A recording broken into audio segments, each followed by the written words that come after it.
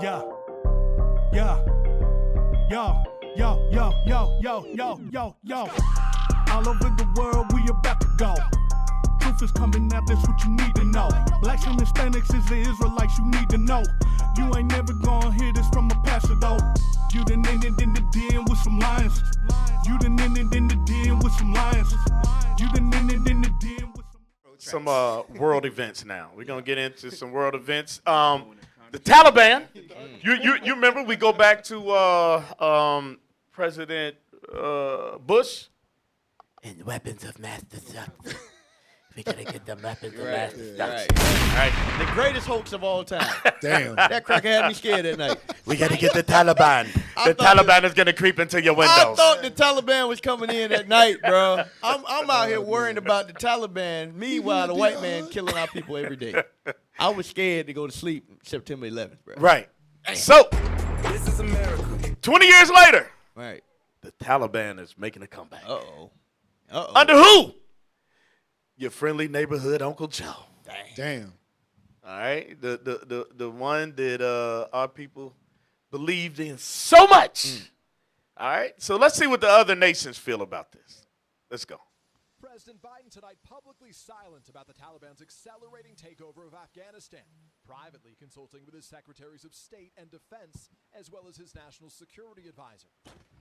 The rapidly deteriorating situation following the president's decision to withdraw U.S. troops from a war he believes has lasted too long and cost too many lives, sparking fierce criticism. Well, it's a disgrace and it's a national humiliation. This didn't have to be this way. The president's aides today standing by his comments from just 72 hours ago. We're going to continue to keep our commitment, but I do not regret my decision. But now many are questioning the execution of that plan.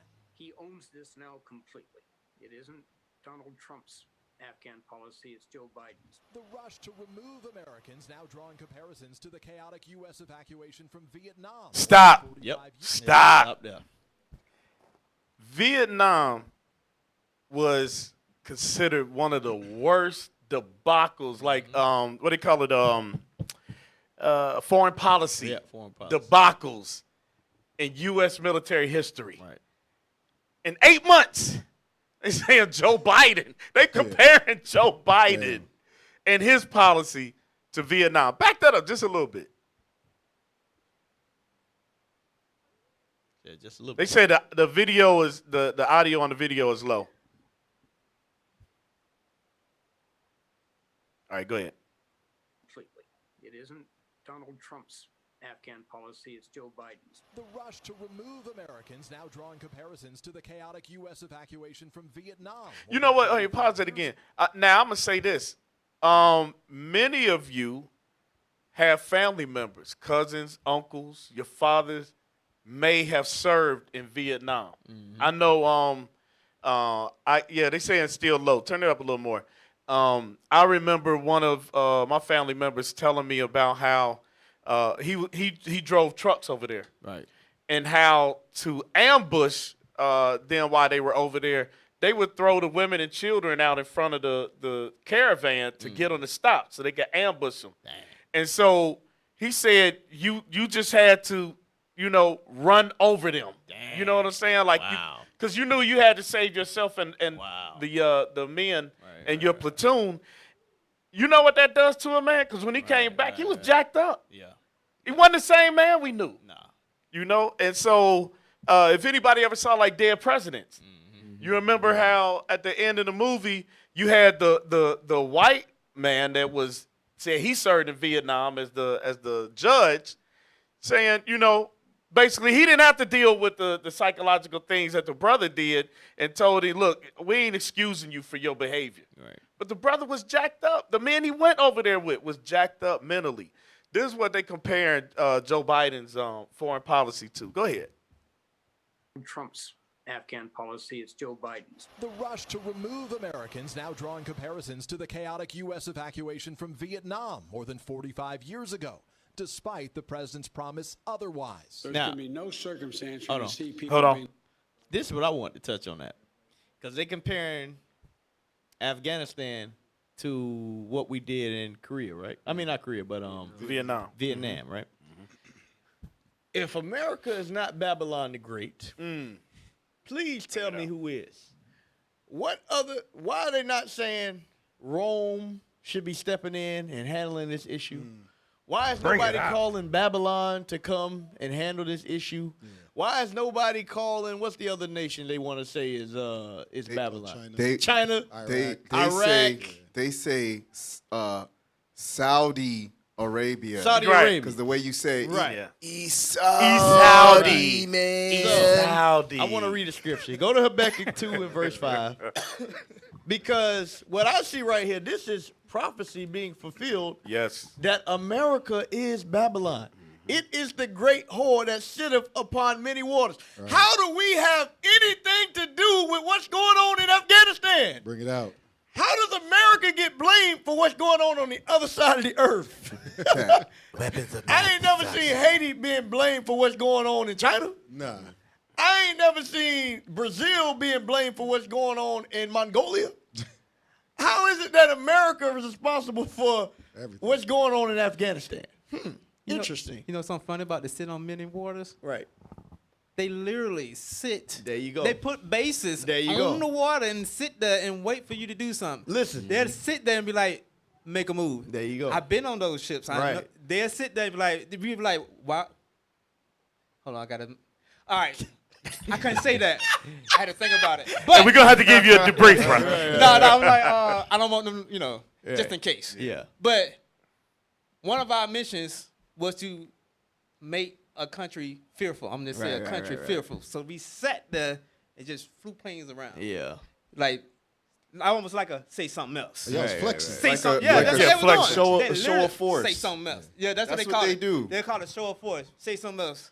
So we just sat there for a month. Russia just did that. Yeah. Russia just Oh, did yeah, that. They yeah, brought yeah. that out on another radio show earlier. I was watching. Hey, read that scripture. Habakkuk chapter 2, verse 5. Uh-huh. Yea, also, because he transgresseth by wine. Right, his philosophy, his doctrine. Read. He is a proud man. He is what? A proud man. He is a proud man. He'll go to the other side of the earth on a whim that you have weapons of mass destruction. Right. No proof. You sending millions of lives, billions of dollars, and you got no proof that what you're saying is true. Read. Neither keepeth at home. That's the key part I want. This man, Babylon, has to be somebody that does not keep at home, that has a foreign policy that trumps everybody else. Right. America is called on. Whenever there's an issue in the earth, there's a flood, people are dying. Where's America? Right. There's an earthquake. Where's America? A baby died. Where's America? Bring it out. Only America holds that title to be all places. You can be in France. There's a natural disaster break out. Where is the American embassy? So I can get there. Right. Yeah. Have y'all ever been to the African embassy? Nah. What about the Chinese embassy? What? You ain't gonna find one here in America. Nah. Ain't no other nation here but us. Right. Meanwhile, you can go anywhere on the earth and you can find. I remember going to Jamaica and we was like, hey, we got to go to the embassy in case a brother lost their passport. We got a base, like you say, either a military base or an embassy on every planet on the earth. Yep. No other nation can say that. Damn. Hey. And we get them money. That's why they let us do it. Right. We get them a little cheap. Be like, hey, we give you about $52 billion a year. That's the mark of the beast. Yeah. That's the mark Either of the you beast. gonna take it, There you go. or we gonna make you take it. There you go. They're gonna send in a little white dude that looks so harmless. Right. And he gonna come up to you like, hey, man, we gonna give you about $52 billion a year. What I need for you to do is get these gay dudes out of these reservations in your corner, Jamaica, and they can go somewhere else now. Not just joking with you. There you go. But that's what they gonna do. Then Jamaica gonna be like, $52 billion. You know, we just did with the gay guys for now. Yep. Go ahead. you go. All right. Play the rest of that video. Being lifted off the roof of a embassy of the United States from Afghanistan. Still, for those who served and sacrificed, disbelief and sadness. I'm really upset. I'm angry with what's going on right now. Retired Army Ranger Tom Amenta served 2 tours there and lost one of his close friends. Why did we spend the past decade there? What was the purpose? What was the goal? Haunting questions is America's longest Pause. war. I'm going to show you what your purpose and goal was, Esau. Go to Revelation 6 and 8. This was your purpose. Bring it out. I'm going to show you. Bring it out. Why were you on the other side of the earth for 20 years? You thought you was bringing democracy and peace? Right. You was bringing so man could take a rod from another man.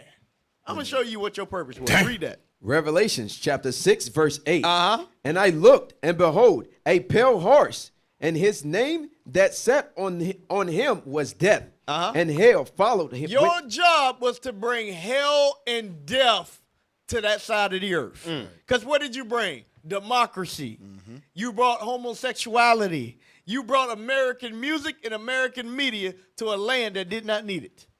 That's what your job was there to do. Whether you did or not, that's what you did. You brought death on the other side of the earth. And never found Weapons of mass destruction. Right. Hey, Shalom caller, what's your name, question, or comment, and where you calling from? Caller, can you hear me? All right, caller, can you hear me? All right, cancel the caller. Call back, caller. We couldn't hear you if you were calling. We could not hear you. Call back. So what your job was while you were there was to spread the flood that is American philosophies. All right. Hey, Shalom caller. What's your name, question, or comment? Where you calling from? Hey, Shalom, this brother Matthias. What's going on? Hey, Shalom, bro. What's going on? Not much. I'm just tuning in, watching what y'all talking about. And if y'all remember on Sabbath class, Deacon Azan was talking about how Esau going to start going against each other. Right. How that iron and that clay going to start breaking apart. You can see it right here. Esau is going to they about to start fighting each other, and it's showing the weakness of the United States, of Babylon the Great. There you it's go. Showing the other nations the weakness that's about to come. So there you go. I just wanted to chime in. That's it. All praises, all praise. We appreciate you for calling in and listening to the show, bro. Stay safe on that road. Yes, sir. Yes, sir. Lord good. All right. Shalom. All right, let's play that next video because we're going to have to wrap it up here shortly, Cap. We're going to end it on this world events, but show that next video. We're going to go from 0 to 313, and Cap will wrap it up here.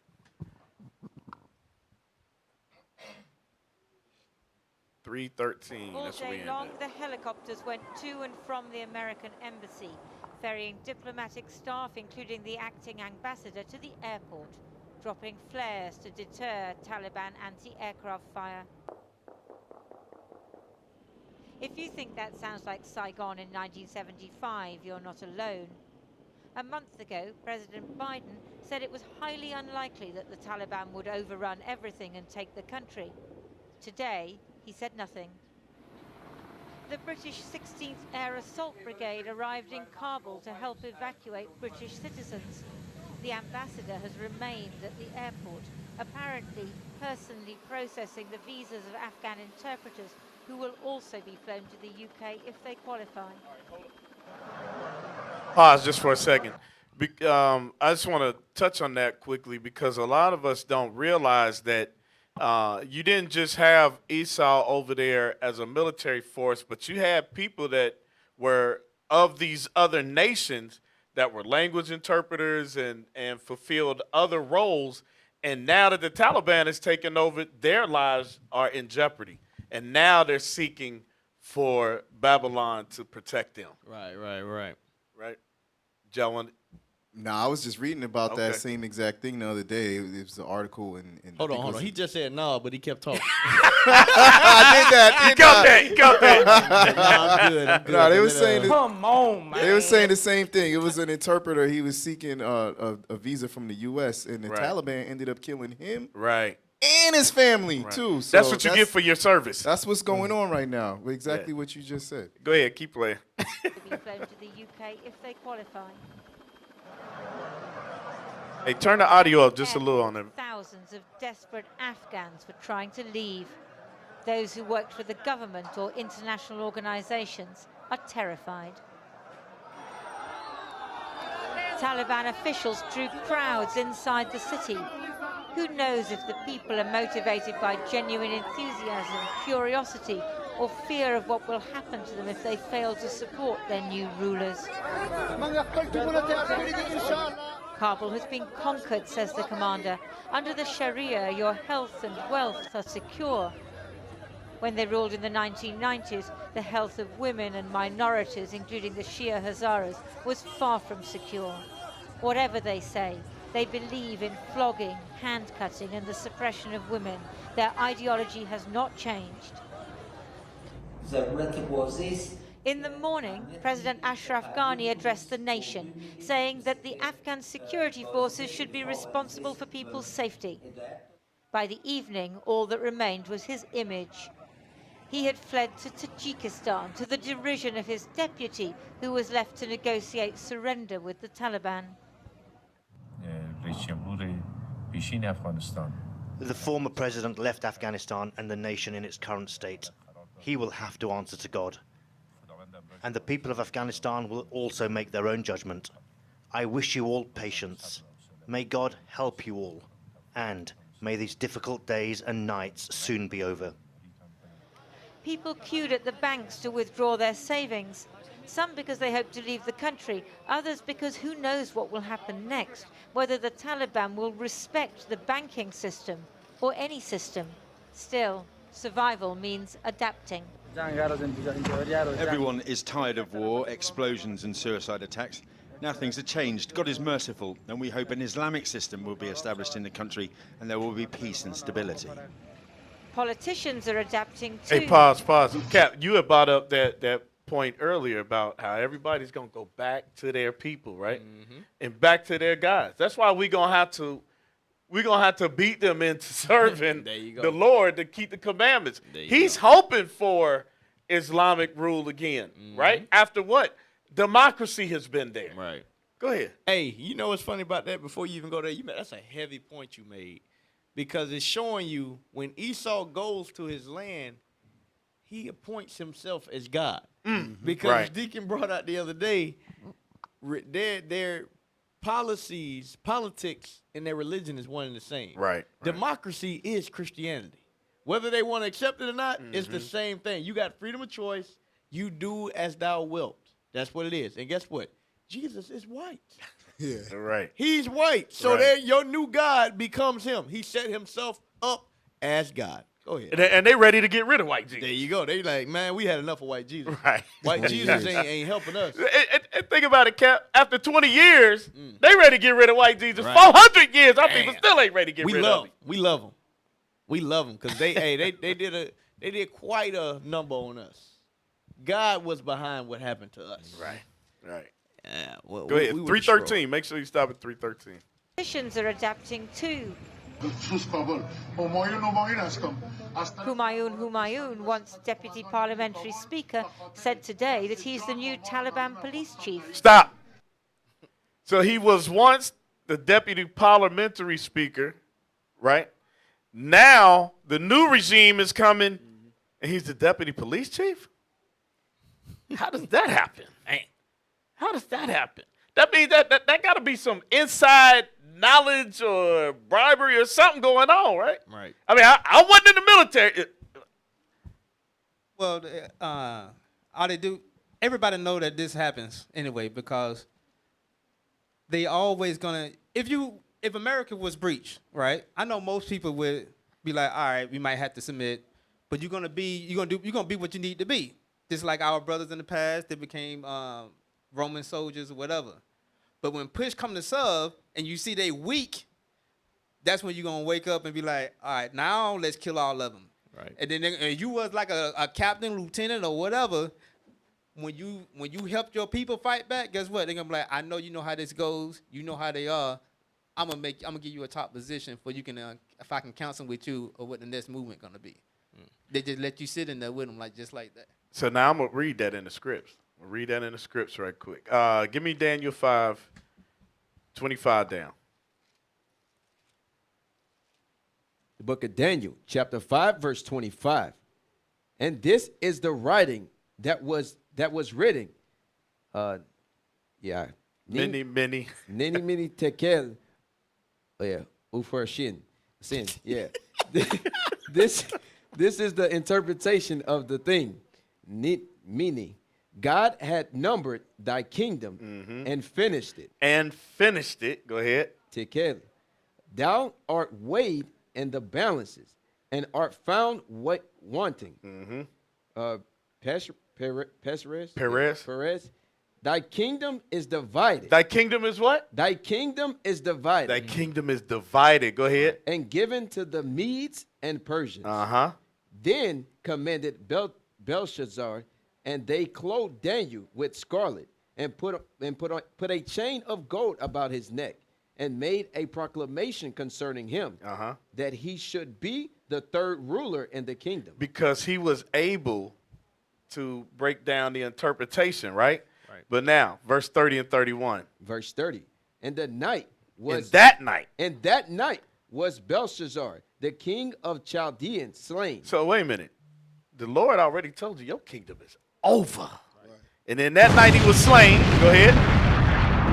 And Darius, the Median, took the kingdom, being about 62 years old. So now, why was he slain? Because his own men that was close to him then cut side deals with the enemy. There you go.